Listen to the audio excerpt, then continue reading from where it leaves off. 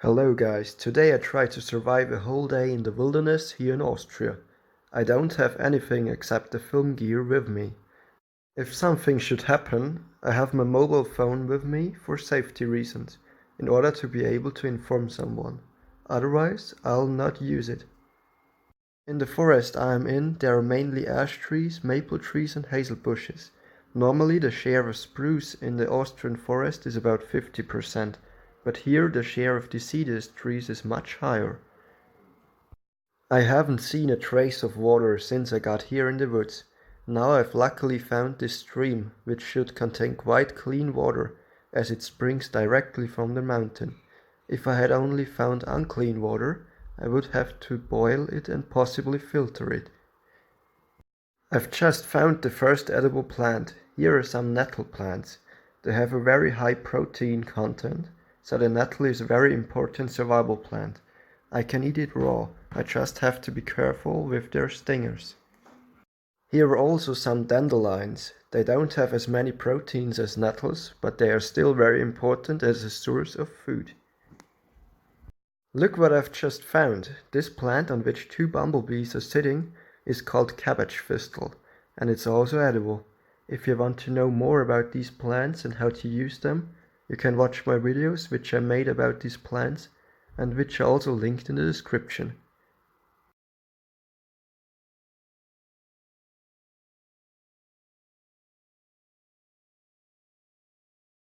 I also found some snails that would theoretically be edible, but I won't kill or consume them as this is only a survival exercise. The same, of course, applies to the grasshoppers, which can be found here in the meadow.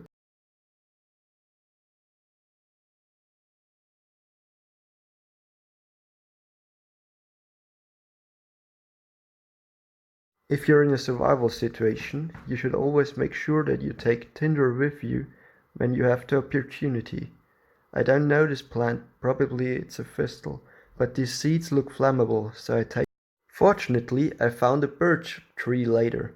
You can use the bark of the birch very well as tinder, because it contains oils that burn very well. You can simply remove the bark stripes and take them with you. This will not damage the tree at all. If the tree has already fallen over, you could also cut out a rectangle and take it with you.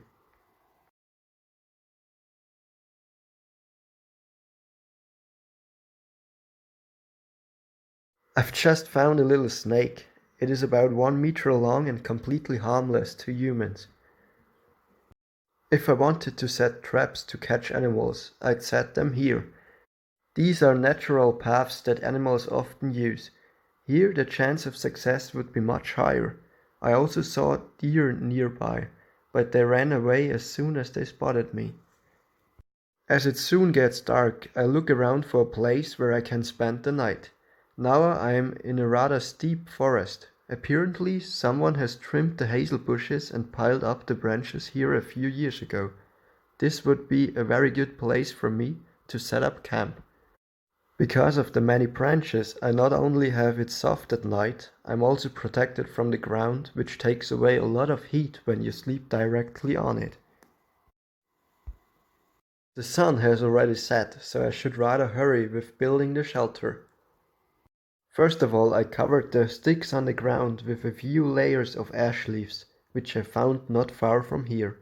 This makes it even more comfortable to lie down at night, but you can also use foliage or dry moss. Then I started with the scaffolding. I looked for longer branches with forks so that I could pinch them between the ground and the hazel bush.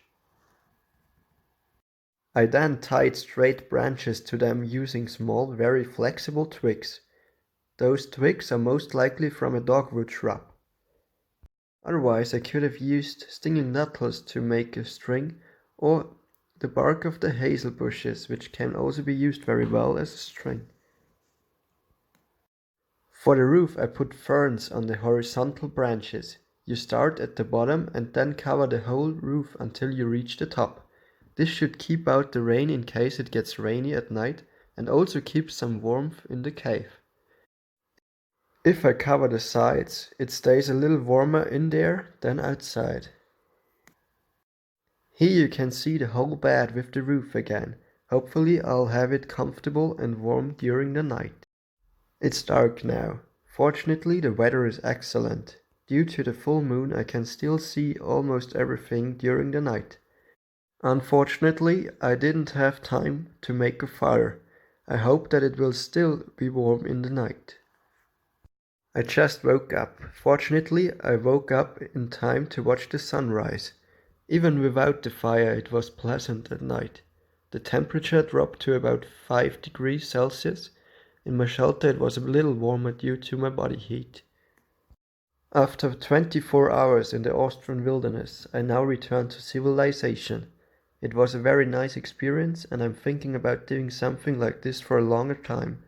It would be nice to get feedback from you what I could do better and how you liked it.